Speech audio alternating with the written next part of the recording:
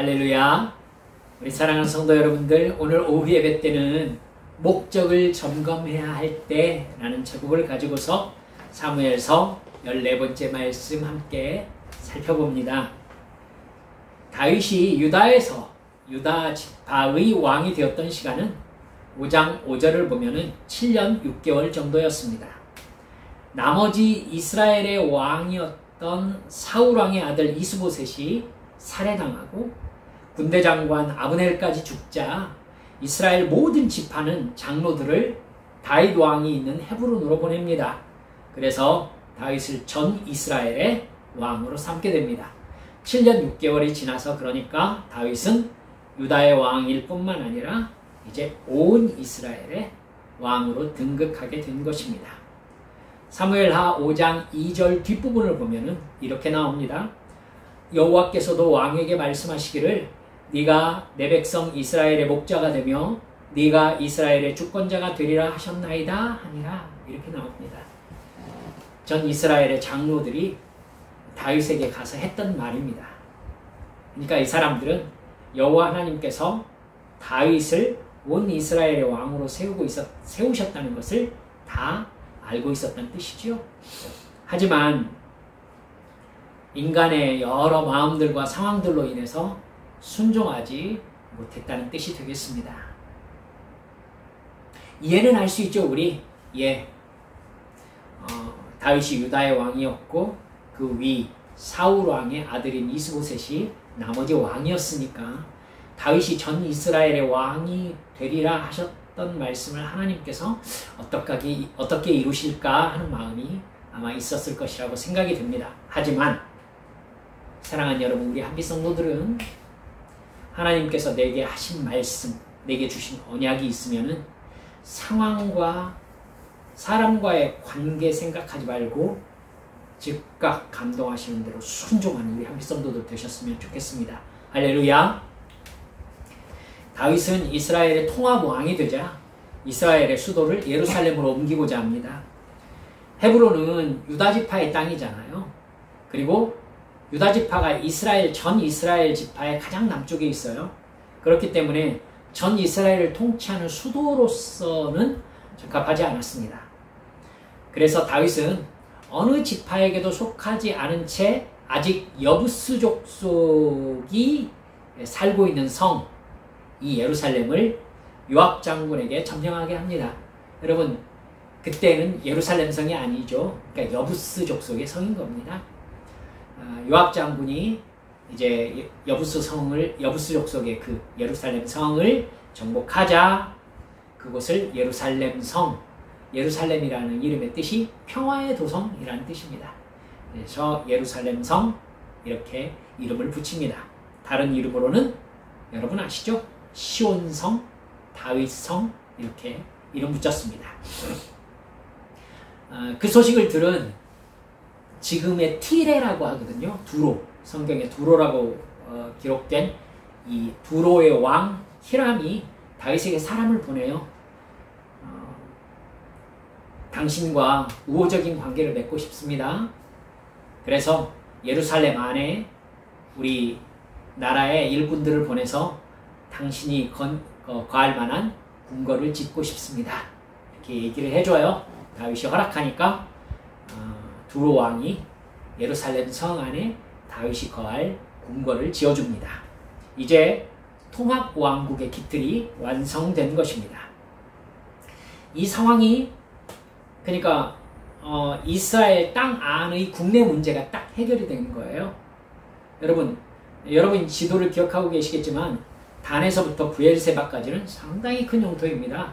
그리고 블레셋은 지중해에 딱 붙은 여러분 얘가 좀 그렇습니다만은 지금의 팔레스타인 가자지구 그쪽이 팔레스타인 이름도 똑같아요. 블레셋입니다.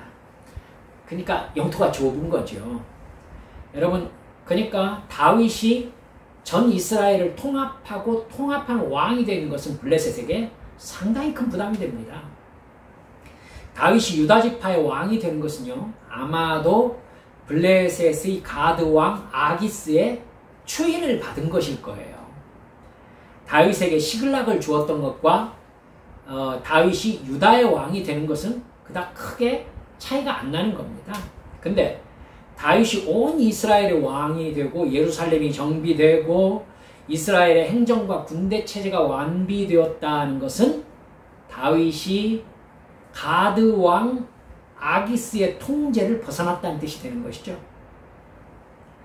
7년 전 길보아산 전투에서 사울 왕을 죽이고 이스라엘의 세력을 완전히 꺾어 놓았던 블레셋의 승리를 다윗이 회복할 기미를 보인 것입니다.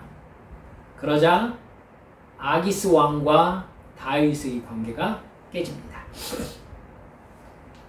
그래서 블레셋이 이스라엘을 침공하게 되지요. 두 차례 침공하는데 다윗은 여호와 하나님께 이 상황을 자세하게 여쭤봅니다. 5장 19절 23절에 보면은 두 전쟁에서 다윗은 여호와 하나님께 어떻게 해야 할지를 일일이 지시받습니다. 그리고 하나님께서 세우신 작전 계획대로 순종해 가지고 블레셋은 이스라엘에게 완전히 패합니다. 이스라엘에 대한 통제력을 완전히 상실하죠. 여러분, 사울 왕 때에 블레셋이 이스라엘 안에 여러분 마치 조선 총독부처럼 이렇게 총독부 비슷한 걸 놔뒀었어요. 그러니까 블레셋의 세력이 사울 왕 때에는 대단히 강하게 이스라엘에 미치고 있었어요. 그러니까 서로 싸우면서도 블레셋의 힘을 이스라엘이 완전히 극복하지 못하는 상황이었거든요. 근데 다윗 왕 때에 이제 블레셋의 힘을 완전히 차단시키고 지중해 쪽으로 몰아붙이는데 성공한 것입니다. 이스라엘 내부를 완전히 장악하고 외부의 적인 블레셋까지 물리친 다윗에게 마지막 남은 일이 무엇이겠습니까? 여러분, 예루살렘을 신정정치, 즉 새로운 다윗 왕의 정치 중심지로 삼는 것, 자신이 하나님께서 세우신 왕으로 공인받는 일이 남았죠. 여러분, 다윗이 왕위에 오른 것이 여러분 정치적 부담이 큰 일이었거든요. 여러분, 그 앞 왕은 사울 왕이잖아요. 그리고 사울 왕의 후대가 지금 왕을 이은 게 아니라 갑자기 다윗이 왕이 된 거잖아요. 그러니까 다윗은 아마도 이스라엘 전체에게 내가 하나님께서 세운 왕입니다 라는 걸 드러내서 그 정당성, 통치의 정당성을 회복하는 것이 상당히 큰 정치적 부담이었을 겁니다. 그래서 다윗 왕이 계획한 게 있었는데 여호와 하나님의 궤를 예루살렘으로 가져오는 것이었습니다.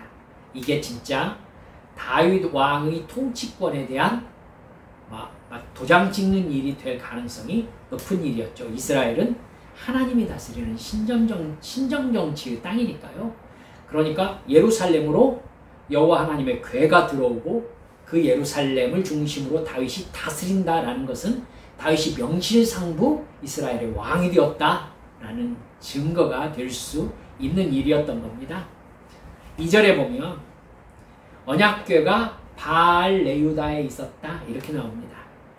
사무엘상 7장을 보면 베세메스 사람들이 기럇 여아림 사람들이 언약궤를 가져다가 아비나답의 집에 들여놓았다라는 얘기가 나옵니다. 그러니까 베세메스 사람들이 기럇 여아림에 있는 그 아비나답의 집에 언약궤를 가져다 놓은 거예요. 바알 레유다의 옛 이름이 기럇 여아림입니다. 다윗은 마음을 딱 먹자마자 신속하게 일을 진행합니다.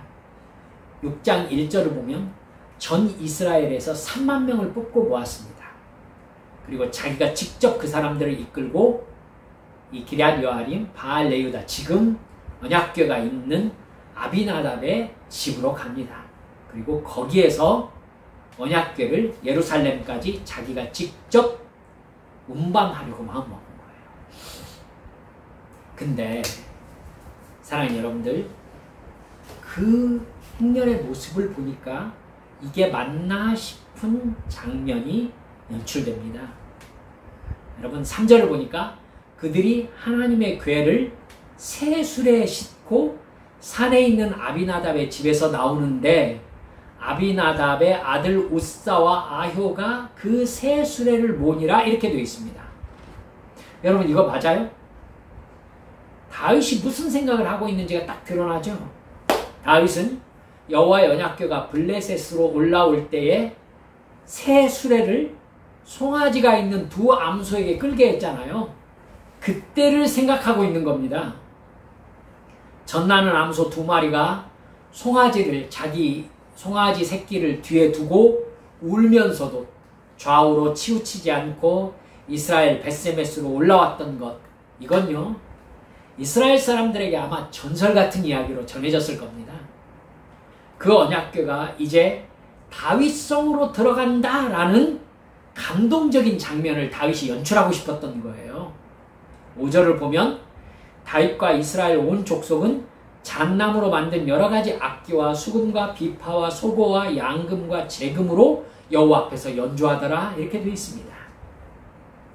다윗이 이 행사를 온 이스라엘 앞에서 아주 중요한 행사로 기획했다는 것을 알 수 있게 해주고 있죠. 다윗은 이 행사로 자신이 하나님께서 세우신 이스라엘의 왕이라는 것을 온 이스라엘에게 보여줄 생각을 했던 것입니다. 사울 왕이 다스리던 40년 동안요, 사울 왕은 단 한 번도 언약궤에 관심을 보인 적이 없습니다. 따라서 언약궤를 예루살렘으로 옮기는 것은 자신이 사울과 다른 하나님이 세운 왕이다, 이걸 과시할 수 있는 행사였던 겁니다. 그러나 문제가 생긴 겁니다. 나곤의 타작마당에서 수레를 끌던 소들이 어떤 이유에서든지 갑자기 뛴 겁니다. 뛴 거예요. 언약궤가 어떻게 되겠어요? 수레에서 굴러 떨어질 상황인 겁니다. 그러니까 수레를 몰고 가던 아비나답의 아들 우사가 언약궤가 굴러 떨어지지 않도록 붙잡은 겁니다. 그러자 여러분 아주 썰렁한 사건이 벌어지고 맙니다. 하나님께서 우사를 그 자리에서 죽이신 겁니다. 이 일이 역대상 13장 11절에서도 이렇게 기록되어 있거든요.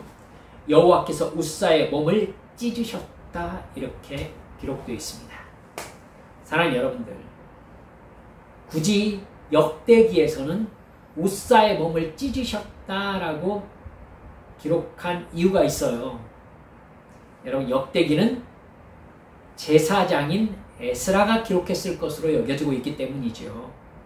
여러분 그러니까 하나님께 언약궤와 연관된 것에 있어서는 에스라는 아주 민감했던 상황인 거죠. 그러니까 실제로 우사가 어떻게 죽었는지를 이렇게 적나라하게 표현하고 있는 겁니다. 우사의 몸이 찢겼어요. 그러면 우사가 처참하게 죽었다는 의미가 되는 것입니다. 국가적인 행사에 온갖 찬양이 드려지고 있던 현장이 완전히 싸하게 식어버렸겠죠. 본 8절에 이렇게 나옵니다. 다윗이 분하여 그곳을 베레스 우사라고 했다. 베레스 우사라는 뜻이 뭐냐면 우사를 친, 하나님이 우사를 치셨다 이런 뜻이거든요. 그러자 다윗의 감정이 분하여 이렇게 되어 있습니다. 분하여라는 말이 히브리 원어로는 하라라고 얘기하거든요. 하라라는 뜻이 뭔 말이냐면 섭섭하다, 화가 났다 이 정도가 아니에요.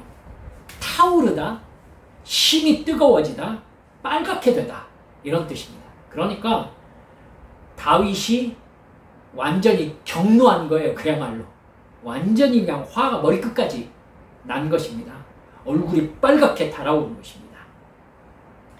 온몸과 심장이 타버릴 정도의 극심한 분노를 표현할 때 하라라고 하거든요.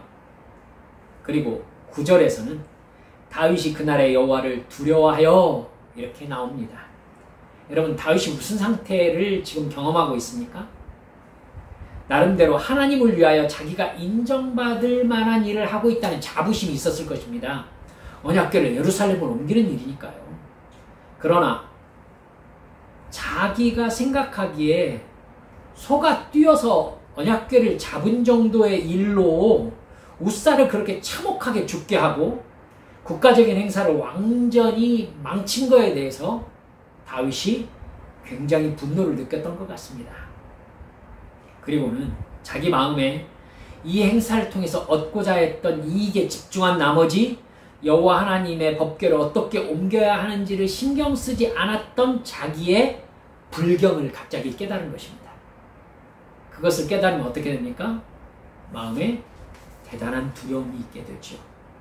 여러분, 율법을 여러분께서 이제 출애굽기 또 신명기 여러분이 살펴보셨겠지만은 하나님께서 죽음을 가장 심각하게 언급하면서 말씀하신 계명이 뭐냐면 언약궤를 다루는 계명입니다. 언약궤를 만지면 죽는다. 속죄소 또 그 하나님의 지성소에 들어오면 죽는다. 들어와서 어떻게 하면 죽는다. 죽는다가 막 쭉 나와 있어요. 하나님이 사람 죽이는 걸 즐거워하시는 분이 아니에요. 그 정도로 언약궤를 다루는 데 있어서 즉 하나님을 상대하는 일에 있어서 사람이 조심해야 될 것을 경고하신 것입니다. 여러분, 다윗이 갑자기 그걸 깨닫게 되는 거예요. 다윗은 이 행사를 사람들에게 보여주기 위해서 기획했을 뿐 하나님이 어떻게 생각하시는지를 너무나 소홀히 생각한 거예요. 그 증거가 이 국가적인 행사를 기획하면서 다윗이 하나님께 전혀 여쭈었다라는 말이 나타나고 있지 않다는 데 있습니다. 여러분, 전쟁이나 자기가 지금 그 시글락에서 헤브론으로 옮길 때나 다윗은 움직임이 있을 때마다 하나님께 여쭈었거든요. 어떻게 해야 합니까? 하나님께서 이렇게 해라. 예, 이렇게 움직여 왔어요. 근데 이 중요한 일을 기획하면서 하나님께 전혀 묻고 있지 않아요. 그건 하나님께 집중하고 있다는 뜻인가요? 아니죠. 여러분, 하나님께 집중하고 있는 게 아니라 사람에게 집중하고 있는 겁니다. 자기에게 집중하고 있는 거예요. 블레셋과 전쟁할 때는 아주 어떻게 해야 되는지 아주 그냥 시시콜콜 지시함을 받거든요. 아마 하나님을 위해서 하는 것이기 때문에 하나님께 물을 필요가 없다고 판단했을지도 모르겠어요. 그러나 여러분, 이 언약궤로 옮기는 방법을 벳세메스로 올라올 때 그때의 모습을 그대로 재현한 것을 보면은요, 다윗은 하나님을 생각한 것이 아니라 자기 감정과 이 행사를 통해 얻을 이익에 집중되어서 들떴던 것 같아요. 벳세메스로 법궤가 들어오던 모습은 하나님을 모르던 블레셋 사람들이 만들어서 연출한 거잖아요. 그렇죠? 여러분, 이걸요, 다윗이 조금만 더 깊이 생각했다면은 이 벳세메스로 수레가 암소 둘이 끌어서 올라올 때의 그 상황에서도 상당히 심각한 일이 발생했었던 적이 있다는 걸 기억했을 거예요. 여러분 아시죠? 벳세메스 사람들이 법궤를 들여다보다 어떻게 되었습니까? 70명이 그 자리에서 즉사했었어요. 그것도 기록에 남아있거든요. 하나님은 율법에서 법궤에 대한 것은 어떻게 해야 하며 어떻게 했을 때 죽는지 가장 엄격하게 말씀하셨다는 것 다윗이 알아요. 법궤가 있는 지성소에는 대제사장이 1년에 한 번밖에 들어갈 수가 없습니다. 누구든지 그 외에 그 안에 들어가면 죽습니다. 이 언약궤, 법궤라고도 하는 이 언약궤는 하나님의 임재를 상징합니다. 따라서 피조물로서 조물주이시면서 절대 주권자이신 하나님을 어떻게 섬겨야 되는지를 정확하게 알려주는 것이 이 법궤에 대한 율법입니다.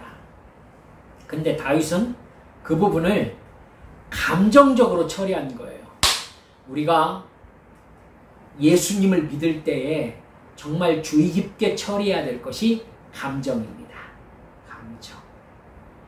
다윗은 이 부분에 있어서 이게 자기의 감정이 일어나는 것을 막을 수는 없지만 이 감정이 하나님과의 실제적인 관계에 있어서 무슨 역할을 하는지에 대해서 한 번 더 생각해 봐야 된다는 걸 다윗은 잊었어요. 어떻게 하나님이 주신 율법 위에서 왕이 된 이스라엘의 왕이 법궤를 수레에 실어서 법궤 지키던 사람에게 수레를 몰게 할 수가 있습니까? 이건 정말 성경을 아는 우리들의 시선으로 봐도요, 이거 말도 안 되는 얘기거든요, 지금. 하나님의 영광과 위엄이 크게 손상되는 일을 하고 있는 거예요. 아마 그래서 소들이 뛰는 상황과 우사가 죽는 상황이 연출되지 않았을까, 저는 조심스럽게 그렇게 생각해 봅니다. 다윗이 이 상황을 몰랐다면 분명히 하나님께 여쭈어야 했습니다. 그러면 다윗이 모르고 있는 걸 하나님이 가르쳐 주셨을 겁니다. 이렇게 중요한 일은 할까요 말까요부터 여쭈어야죠. 그쵸? 내 기분에 들떠서 내가 어떤 마음인지 하나님은 아시겠지 하고 쉽게 넘어가다가 하나님을 무시하는 경우가 생깁니다, 여러분. 인간이 감정적으로 들뜰 때는요, 어떤 때냐면 대부분 내가 그걸 통해 얻을 이익이 확실하게 계산될 때 들떠요. 여러분 안 그런가요? 여행할 때, 여행 가기 전날 왜 들떠요? 그걸 통해서 얻을 즐거움을 생각하기 때문에 들뜨죠. 그쵸? 소풍 가기 전날 왜 애들이 잠을 못 자요? 아, 요즘 애들 소풍 가나요? 네, 소풍 가기 전날 왜 잠 못 자요? 소풍이 너무 좋으니까요. 그걸 통해 얻을 이익이 충분히 계산되니까 그 기대감 때문에 잠이 안 오는 겁니다. 여러분, 그걸 다윗에게 적용해 볼까요? 다윗이 왜 이렇게 들떠 있어요? 그걸 통해 자기가 얻을 이익이 충분히 계산되기 때문입니다. 다윗이 극도로 화를 냈다가 나중에 두려워하게 된 이유가 바로 그것입니다. 정말 하나님만을 위해서 이 행사를 했다면 다윗은 더욱더 철저하게 하나님께서 무엇을 원하시는지를 하나님께 들으려고 했어야 옳습니다. 그렇죠? 하나님을 위해서니까. 인간끼리의 관계에서도 상대방은 전혀 그렇게 느끼지 않는데 나만 들떠가지고 내 마음 전달하기에만 애쓴다면 여러분 그건 스토킹이 될 가능성이 있어요. 그렇죠? 소통이 아니라 내 기분을 알아달라고 상대방에게 주장하는 것밖에 되지 않는단 말입니다. 하물며 하나님을 그런 식으로 대하면 그것은 내 마음이 어찌 되었든 불경입니다. 불교의 경전이란 얘기 아닌 거 아시죠? 불경입니다. 즉 신성모독이 되는 겁니다. 우사는 율법에 의해서 죽었습니다. 언약궤를 정해진 대제사장이 아닌 채 만지면은요 죽어요. 죽는다고 하나님 말씀하셨어요. 어쩌면 다윗은 이럴 때 그렇게 율법대로 집행하셔야 됩니까? 라는 마음이 들었던 겁니다. 그러니까 화를 냈죠. 바로 그 마음이 하나님의 하나님됨을 소홀히 여긴 겁니다. 이게 하나님 앞에 불경스러운 일입니다. 나는 이래. 그리고 하나님 내 마음 이래요. 그러면서 하나님께 주장해. 그러면서 마땅히 하나님을 하나님으로 대해야 되는 것을 삭제시켜버린 거예요. 여러분, 자기 기분을 하나님이 맞춰줘야 됩니까? 내 기분대로 하나님이 응해 주셔야 됩니까? 그런 하나님이었다면 법궤 좀 열어봤다고 하나님의 백성인 이스라엘 사람 70명을 그 자리에서 죽이시는 하나님이시겠습니까? 여러분, 그건 그거고요. 이건 확실히 이거예요. 이걸 절대 잊지 마세요. 그래서 저는 교회에서 감정적으로 자기의 열정에 의해서 무슨 일을 진행하는 것에 대해서 상당히 경계심이 있습니다. 여러분, F 성향을 가진 사람이 하나님께 사랑받습니까? 막 자기의 사랑하는 감정을 막 드러내고 막 방방 뛰고 그러면 하나님이 막 야 예쁘다. 그리고 내성적인 사람이 자기 감정 잘 표현하지 않는 사람을 하나님이 사랑하지 않습니까? 그런 이상한 하나님을 만들게 된단 말이에요. 그렇죠? 저는 그런 면에 있어서 우리의 예배와 기도의 태도도 점검해 봐야 될 필요가 있다고 생각합니다. 내 예배의 태도는 나를 지으신 창조주 하나님, 예수 그리스도를 십자가에 못 박혀 죽게 하시면서까지 나를 구원하신 구원주 하나님께 진짜 영과 진리로 드리는 예배입니까? 태도에는 그 사람의 마음이 드러나 있기 마련인 것입니다. 하나님을 하나님으로 경배하는 사람의 예배는 반드시 팽팽한 긴장감과 하나님을 향한 경외가 있을 수밖에 없습니다. 예를 들어서 여러분 이런 상황을 한번 상상해 볼까요? 죄송합니다. 조금 극단적으로. 제가 이렇게 어느 자리에 앉아 있는데 갑자기 어떤 사람이 제 뒤통수를 팡 때리면서 야! 그러면서 저에게 얘기를 하고 있는 그 모습을 제 아들과 딸들이 봤다고 해보십시다. 그럼 제 아들과 딸들이 어떻게 행동할까요? 제가 뒤통수 맞으면서 누군가 저한테 야! 하면서 막 무례하게 대하고 있는 모습을 제 아들과 딸들이 본다면 제 아들과 딸들은 엄청 분노하겠죠. 그렇죠? 여러분 똑같아요. 그 잣대 그대로 나의 태도를 한번 점검해 보자는 것입니다. 내 태도는 하나님을 하나님으로 경외하는 예배와 기도와 찬양의 태도입니까? 저는 우리의 연약함, 사람으로서의 연약함을 알기 때문에 하나님께 우리 성도들이 올바른 태도와 자세로 하나님을 예배할 수 있는 예배당, 함께 모여서 하나님께 예배할 수 있는 그 예배당 주시기를 간절히 기도하고 있습니다. 우리 머지않아 하나님께서 기도에 응답하실 줄 믿습니다. 할렐루야. 다윗은 그 일로 하나님을 두려워하면서 이 법궤를 오베데돔이라는 사람의 집으로 옮겨가게 합니다. 자기가 머물고 있는 다윗성으로 법궤를 가지고 오기에는 자기가 어떤 마음과 어떤 태도를 가지고 있었는가가 하나님 앞에 적나라하게 드러났구나라고 알게 된 것입니다. 그러니까 두려워했죠. 그런데 11절을 보니까 뜻밖의 이야기를 듣게 됩니다. 여호와의 궤가 가드 사람 오베데돔의 집에 석 달을 있었는데 여호와께서 그의 온 집에 복을 주시니라 이렇게 되어 있습니다. 여러분 오베데돔을 한번 살펴보자고요. 다윗 시대 오베데돔은 성경에 기록된 바로 할 것 같은 두 사람이 나옵니다. 첫째는 오늘 본문에 나오는 3달간 법궤를 지켰던 사람. 이 사람 오베데돔 기록되어 있죠. 또 한 사람은요. 역대상 15장에서 성전 문지기 겸 수금을 연주하는 사람으로 오베데돔이라는 사람이 나오고 있어요. 근데 이 두 번째 수금을 연주하는 사람 겸 성전 문지기, 이 사람이 저는 굉장히 신경이 쓰입니다.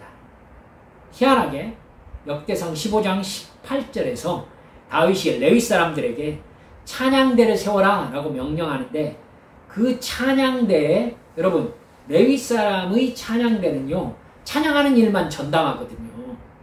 근데 그 찬양대에 문지기가 포함되어 있어요. 정말 특별한 일이거든요. 제가 읽어드릴게요. 그 다음으로 그들의 형제 스가랴와 벤과 야시엘과 스미라못과 여이엘과 운니와 엘리압과 분하야와 마세야와 마띠디아와 엘리블레후와 믹네야와 문지기 오베데돔과 여이엘을 세우니, 오베데돔에게만 문지기라는 말이 붙어있죠. 지금 찬양대 이름을 쭉 나열한 것입니다. 찬양대 중에 어떤 사람이냐면 수금을 연주하는 사람, 그러니까 지금의 기타 치는 사람, 이렇게 손으로 현을 이렇게 뜯는 사람입니다. 그 사람 중에 오베데돔이 들어가 있는데 그 오베데돔이 성전 문지기였다는 거예요. 역대상 16장 4절 5절에 이렇게 나옵니다. 또 레위 사람을 세워 여호와의 궤 앞에 섬기며 이스라엘 하나님 여호와를 칭송하고 감사하며 찬양하게 하였으니, 아삽은 우두머리요. 여러분 아삽이 지은 시편이 시편에 몇 편이나 나와 있거든요. 이 아삽이 찬양단의 우두머리입니다. 그 다음은 스가랴와 여이엘과 스미라못과 여이엘과 마띠디아와 엘리압과 분하야와 오베데돔과 여이엘이라. 비파와 수금을 타고 아삽은 재금을 힘있게 치고, 이렇게 나옵니다. 여러분, 이러면 문지기와 찬양단의 오베데돔은 같은 사람이라는 결론이 나오죠. 역대상 26장에는요 문지기의 이름이 쭉 나열되어 있거든요. 근데 4절 5절에 이렇게 기록되어 있습니다. 한번 찾아보실 수 있는 분들은 찾아보세요. 역대상 26장 4절 5절. 오베데돔의 아들들은 맏아들 스마야와 둘째 여호사밧과 셋째 요아와 넷째 사갈과 다섯째 느다넬과 여섯째 암미엘과 일곱째 이사갈과 여덟째 부울레데이니 이는 하나님이 오베데돔에게 복을 주셨습니다. 이렇게 나옵니다. 문지기 오베데돔의 아들들 이름을 언급하시면서 문지기 이름을 쭉 지금 언급하시거든요. 근데 갑자기 오베데돔에게 복을 주셨다라는 말이 느닷없이 뛰어듭니다. 우리는 여기서 여호와 언약궤를 지키던 석 달의 기간 동안 하나님이 오베데돔의 집에 복을 주셨다라는 걸 생각하지 않을 수가 없습니다. 여러분, 그러면 제가 무슨 말을 하고 싶어 하는지 여러분 아시겠죠? 저는요, 오늘 성경에 언급된 오베데돔과 찬양단에 속해서 수금을 연주했던 오베데돔과 문지기 오베데돔이 모두 같은 사람이라고 보고 있는 겁니다. 이해하시겠죠? 역대상 26장 6절에서 8절까지에서는요 오베데돔의 맏아들 스마야의 아들들이 큰 용사와 능력 있는 자들로 그 직무를 잘하는 사람들이었다 이렇게 소개되어 있습니다. 그렇게 오베데돔에게서 난 사람이 62명, 62명이나 된다는 겁니다. 그렇다면 여러분, 하나님께서 하나님의 궤를 3달 동안 지킨 오베데돔의 집에 얼마나 큰 복을 주셨는지를 가늠할 수 있게 됩니다. 3달 동안 복을 주셨는데 그 복을 다윗 왕이 전해드릴 정도였다. 어떤 복이었을까요? 여러분 상상해보세요. 3달 동안 하나님이 주신 복을 다윗 왕이 전해드릴 정도의 큰 복으로 인식하고 있었다? 죄송합니다. 제가 물질적인 게 아니라 오베데돔의 집에 돈을 하나님이 쏟아부어 주신 겁니다. 그리고 자녀들에게 갑자기 좋은 일들, 그 지혜로운 일들, 막 형통하는 일들이 막 생겨난 겁니다. 그래야 하나님께서 오베데돔의 집에 이렇게 복을 주셨답니다. 라는 얘기가 예루살렘에 있는 다윗 왕의 귀에까지 들어가게 되는 것이죠. 여러분, 그 이유가 무엇이겠습니까? 하나님의 축복의 이유를 자꾸 대는 거 저 그닥 좋아하지 않습니다. 왜냐하면 은혜이기 때문에. 근데 하나님은 은혜를 누군가에게 주실 때에는요 그 사람이 그 은혜를 은혜로 받을 만한 그릇을 만들고 주시거든요. 그 관점으로 오베데돔을 보세요. 그러면 오베데돔이 그 은혜를 받을 만한 그릇으로 빚어져 있었다는 것을 알게 됩니다. 그가 성전 문지기에다가 하나님을 찬양하는 사람을 겸하고 있는 거예요. 문지기 중에 하나님을 찬양하는 사람을 겸하고 있는 사람은 오직 오베데돔밖에 없습니다. 이건 틀림없이 문지기 집안인 오베데돔이 찬양대에 간절히 자원했음에 틀림없다고 추정되는 부분입니다. 그렇죠? 찬양단을 갑자기 문지기를 시키지는 않거든요. 문지기이던 오베데돔이 저도 찬양단에 속하고 싶습니다고 간절히 청원을 했기 때문에 찬양단으로 받아준 것입니다. 즉 그는 이미 하나님을 경배하고 찬양하는데 열정이 있었던 사람이었고 또한 수금을 연주하는 전문가였던 겁니다. 저는 그렇게 그가 알려져 있는 사람이었기 때문에 다윗이 하나님의 궤를 오베데돔의 집에 가져가게 했을 것이다 라고 생각합니다. 이해할 만하죠? 말씀을 마무리합니다. 하나님의 궤는요 사무엘이 살아있을 때부터 지금까지, 그러니까 사무엘이 있을 때부터 지금까지 거의 약 70년 정도를 기럇 여아림, 바알 레유다에 있는 아비나답의 집에 있었습니다. 여러분, 아비나답의 집에 여호와의 궤가 70년 있었는데 아비나답의 집이 복을 받았다, 하나님께서 그에게 복을 주셨다라는 언급 성경에 한마디도 없습니다. 오히려 아비나답의 아들 우사는 법궤를 붙잡다가 찢겨 죽고 말았습니다.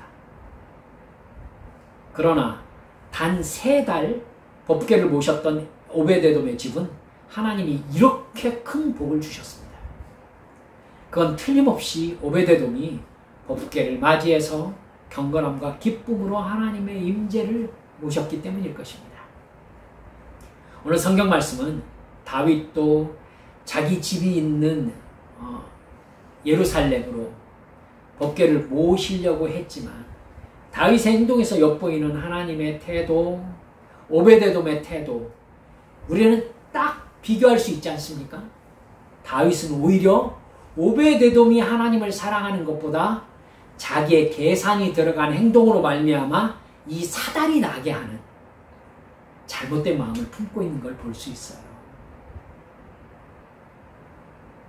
저는요, 여러분 시편 84편을 보면은 10절에 이렇게 나오거든요.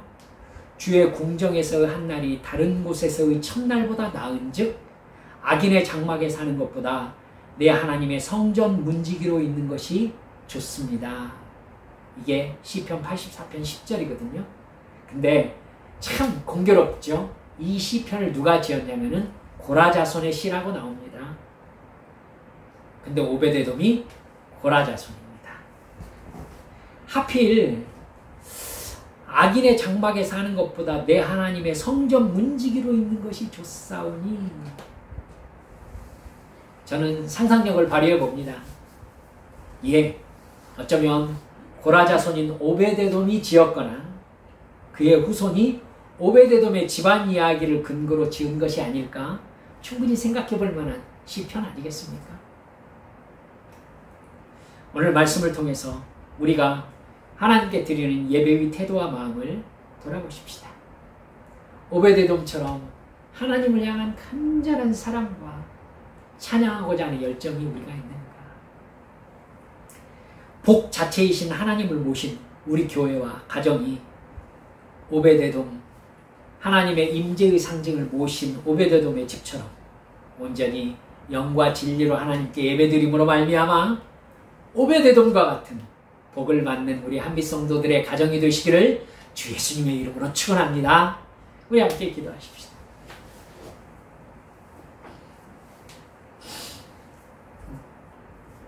사랑하는 여러분들,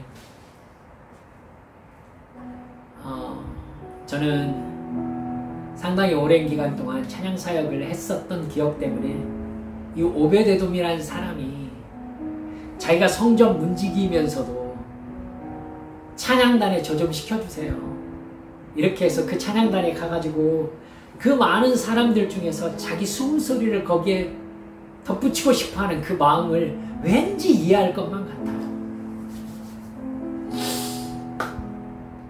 하나님을 그렇게 찬양하고 싶어하는 그 마음, 우리도 나의 음정 틀리는 목소리, 노랫소리, 나의 악기, 내 마음, 어떻게든 하나님을 찬양하고 싶어서 그 자리에 나아가는 그 마음, 다른 사람이 나를 어떻게 보든지 우리 아버지 하나님께 아주 봐달라고 하고 싶은 그 마음, 저도 그 마음으로 찬양팀을 했던 기억이 있고 찬양단에 이끌었던 기억이 있습니다. 하나님 저예요, 저 좀 봐주세요. 하나님이 너무 좋아서. 우리도 그 마음으로 하나님을 찬양하고 말씀을 보고 무릎 꿇어 기도하면서 하나님 저예요, 이렇게 주님과 만날 수 있는 한빛 성도들 되셨으면 얼마나 좋겠습니까? 주여, 그렇게 주님과 가까워지게 해주세요.